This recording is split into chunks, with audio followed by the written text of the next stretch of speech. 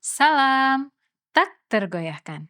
Mari kita bangun keberanian melalui ketika Allah campur tangan.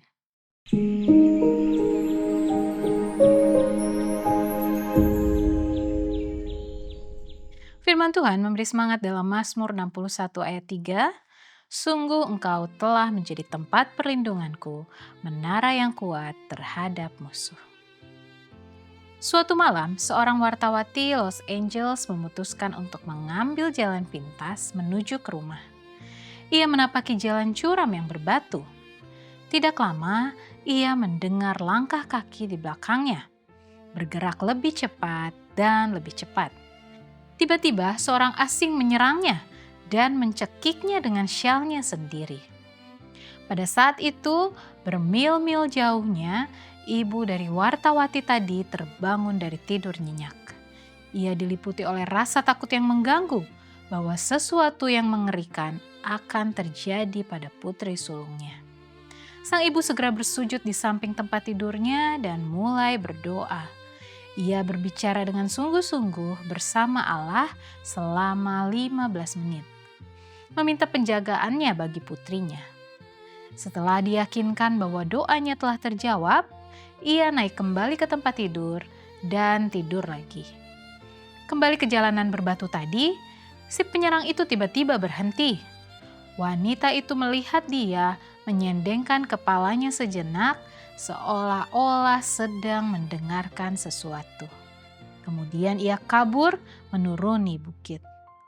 Wanita ini bersama ibunya yakin bahwa Allah menampakkan dirinya sendiri sebagai seorang penyelamat setia karena doa itu. Penting sekali menyadari bahwa sang ibu yang setia tidak berdoa kepada Allah yang jauh. Ia mengenal suaranya. Ia mengenal dia cukup baik untuk mengetahui bahwa dia telah menjawab. Ia cukup mengenal dia untuk percaya pada penjagaannya. Ketika wanita baik tadi bersujud di samping tempat tidurnya, kekuatan besar itu sesungguhnya sangat dekat. Dalam pergumulan antara kebaikan dan kejahatan, doa adalah senjata ampuh di tangan orang yang percaya. Melalui doa, kekuatan jahat dipukul mundur. Ellen White menulis bahwa Allah akan menjawab doa orang beriman sebagaimana memintanya di dalam iman. Kita bisa lihat di Alfa dan Omega jilid 8 halaman 551 dan 552. Ketika ibu yang taat ini berdoa, Tuhan kita menugaskan para malaikat kuat untuk memukul penyerang putrinya itu. Pengaruh kuat dari Roh Kudus meyakinkan dia untuk melarikan diri. Tetapi, bagaimana kita menjelaskan kenyataan menyakitkan bahwa beberapa orang Kristen dirampok, diperkosa, dan dibunuh? Apakah itu semua karena kurang iman? Apakah tidak seorang pun berdoa untuk mereka? Di planet ini, dalam pemberontakan, hal-hal buruk memang terjadi pada orang-orang baik. Dalam cara-cara yang kita tidak sepenuhnya pahami. Allah memang menggunakan sakit hati, malapetaka, dan penderitaan untuk menarik kita lebih dekat kepadanya.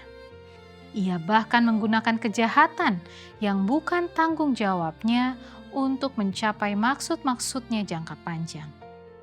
Juga Allah menghormati kebebasan memilih dari mereka yang mungkin melukai kita dan tidak selalu campur tangan. Kadang-kadang dalam skema hal-hal yang lebih besar, ia membiarkan kejahatan menjalankan maksudnya. Dengan ketika Allah campur tangan, mulailah hari Anda dengan tak tergoyahkan.